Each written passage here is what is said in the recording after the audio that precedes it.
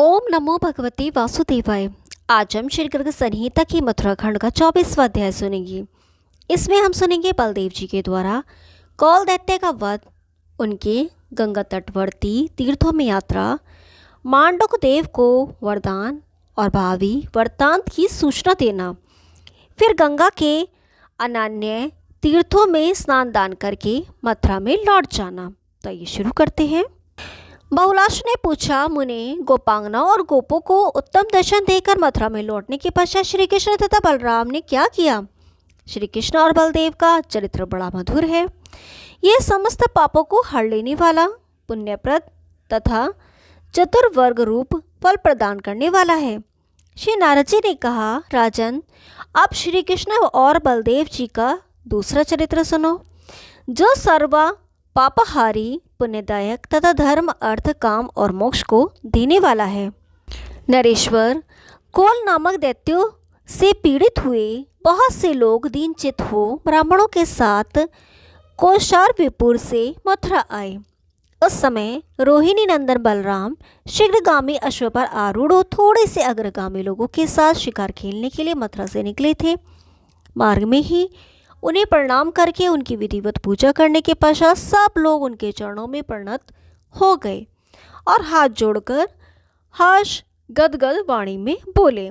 प्रजाजनों ने कहा, राम, महाबाहु राम, महाबली देव, हम सब लोग कौल नामक दैत्य से पीड़ित हो आपकी शरण में आए हैं।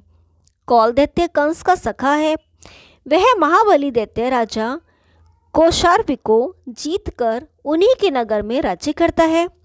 राजा कौशारवी उसके भय से गंगा तट पर चले गए हैं और वहाँ पुनः अपने राज्य की प्राप्ति के लिए अन्यत्र जितेंद्र हो आपके चरण कमलों का भजन कर रहे हैं। विभु, आप उनकी सहायता कीजिए।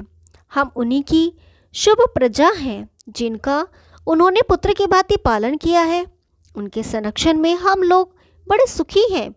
प्रभु, अब दुष्ट कोल हमें निरंतर पीड़ा दे रहा है। यद्यपि आपने त्रिभुवन विजयी वीर कंस को मार डाला है, तथापि देवेंद्र, जब तक कोल जीवित है तब तक कंस को भी मरा हुआ नहीं मानना चाहिए। आप प्रकृति से परे होकर भी भक्तों की रक्षा के लिए ही सगुण रूप से अवतीर्ण हुए हैं। श्री नारद जी कहते हैं, राजन, उनका वचन सुनकर भक्तवत्सल श्री राम गंगा यमुना के बीच में बसी हुई कौशाम्बी नगरी को गए। बलराम जी को युद्ध के लिए आया हुआ सुनकर प्रचंड पराक्रमी कोल भी उस दक्ष अक्षौहिणी सेना से सुसज्जित हो कौशाम्बी से बाहर निकला। पिंडकाल के समुद्र की भांति गर्जना करने वाली वह सेना एक नदी के समान आई। चंचल घोड़े उसकी उठती हुई तरंगमाला थे।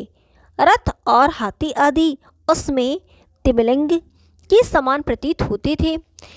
वीर योद्धा रूपी भंवर उठ रहे थे। उसे देखकर बलराम जी ने हल्का सेतु बांध दिया और हलाग्र भाग से उस सेना को खींच कर मूसल के सुदृढ़ प्रहार से मारना आरंभ कर दिया। उनके प्रहार से एक साथ ही पैदल वीर, घोड़े, रथ और हाथी रणभूमि में फलों की भांति पिस उठे और करोड़ों की संख्या में सब और धराशाही हो गए। शेष योद्धा भय से पीड़ित हो युद्ध मंडल से बाहर निकले। शस्त्रधारी दैत्य कोल बलराम जी के साथ अकेले ही युद्ध करने लगे। उस दैत्यराज ने बलदेव जी की और अपना हाथी बढ़ाया। उस हाथी के कुंभस्थल पर गोमूत्र में घोले हुए सिंदूर और कस्तूरी के द्वारा पत्र रचना की गई थी। सोने की संकल से युक्त कटिबंध रत्न खचित था। उसके गंडस्थल से मद झर रहा था। उसके दांत 4 थे। घंटे की ध्वनि से वह और भी भीषण प्रतीत होता था। उसका कद ऊंचा था और वह दिग्गज के समान चिंगारता था। उसके शरीर का रंग प्रलय काल के मेघ के समान काला था। कौल तीखा अंकुश लेकर उसके कान की ओर से उस हाथी पर चढ़ गया था। कौल के द्वारा प्रेरित उस मत वाले हाथी को अपनी ही ओर आता देख बलदेव जी ने उसके ऊपर मूसल से उसी प्रकार प्रहार किया जैसे इंद्र ने वज्र से किसी पर्वत पर आघात किया हो। मिथिलेश्वर, मूसल की मार से उस महान गजराज का मस्तक उसी प्रकार छिन्न भिन्न हो गया जैसे डंडे की मार से कोई मिट्टी का घड़ा टूक कर हो गया हो। कोल का मुंह सुअर के समान था। लाल नेत्रों वाला वह दैत्य हाथी से गिर पड़ा। उसने महात्मा माधव बलदेव के ऊपर तीखा शूल चलाया। विधिराज, तब बलराम ने मूसल से मारकर उसके शूल के उसी प्रकार सैकड़ों टुकड़े कर दिए जैसे किसी बालक ने लाठी के प्रहार से कांच के बर्तन तोड़ डाले हों। तब उस दुष्ट ने सहस्र भाग लगभग 3000 मन लोहे की बनी हुई एक भारी गदा हाथ में लेकर बलराम जी की छाती पर चोट की और वह मेघ के समान गरज उठा। उस गदा के प्रहार से बलदेव जी उसी प्रकार विचलित नहीं हुए जिस प्रकार की पुष्पमाला से आहत होने पर हाथी विचलित नहीं होता है। सभी लोगों के देखते देखते महाबली बलदेव ने हाल के अग्रभाग से उसे खींचकर काजल के समान काले शरीर वाले कोल के मस्तक पर मूसल से प्रहार किया। मूसल के प्रहार से उसका सिर फट गया और वह रंगभूमि में गिर पड़ा। तो भी उठकर बलदेव जी को मुक्के से भारी चोट पहुंचाकर वह वहीं अंतर्धान हो गया। फिर उस मायावी दैत्य ने अत्यंत भयंकर दैत्य संबंधिनी माया प्रकट की। तुरंत ही बड़ी भारी आंधी से प्रेरित प्रलय काल के मेघों से जो अंधकार फैला रहे थे, आकाश आच्छादित हो गया था।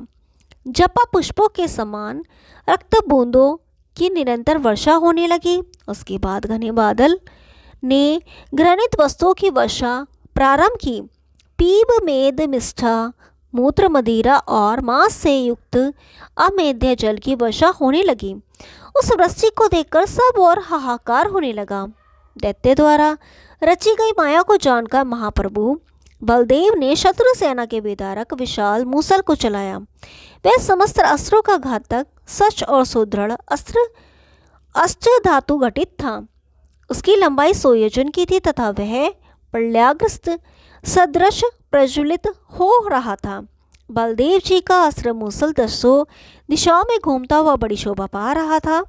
उसने आकाश के बादलों को उसी प्रकार विदीर्ण कर दिया जैसे सूर्य कोहरे को मिटा देता है। उस मूसल को आकाश में गया हुआ देख भगवान बलभद्र ने स्वयं हल नामक अस्त्र उठाया और अपने वैभव से सबको खींच खींचकर बलपूर्वक बीच में विदीर्ण कर दिया। उस दैत्य की माया का नाश हो जाने पर महाबली बलदेव ने अपने बाहुदंडों से उसको मदोट कट भुज दंड पकड़ लिए और जैसे बालक रुई की राशि को घुमाए उसी प्रकार धीरे धीरे इधर उधर घुमाते हुए उसे पृथ्वी पर इस प्रकार दे मारा मानो किसी बालक ने कमंडलू पटक दिया हो। उस दैत्य के पतन से पर्वत, समुद्र और वन के सारा भूमंडल एक नाड़ी तक कांपता रहा। दैत्य के दांत टूट गए, नेत्र बाहर निकल आए और वह मूर्छित होकर मृत्यु का ग्रास बन गया। इस प्रकार महादैत्य कोल ब्रज के सारे मारे हुए वृतासुर की भांति प्राण शून्य हो गया। उस समय स्वर्ग में और धरती पर जय जयकार होने लगा। देवताओं की दुंदुभियां बच उठी और वे फूलों की वर्षा करने लगे। इस प्रकार कोल का वध करके श्री कृष्ण के बड़े भाई बलदेव ने कौशाम्बीपुरी राजा कौशारवी को दे दी और स्वयं गर्गाचार्य आदि के साथ वे भागीरथी में स्नान करने के लिए गए। उनका यह कार्य समस्त दोषों के निवारण एवं लोक संग्रह के लिए था। ओम नमो भगवते वासुदेवाय। इसका आगे का भाग कल सुनाएंगे। तब तक के लिए नमस्कार।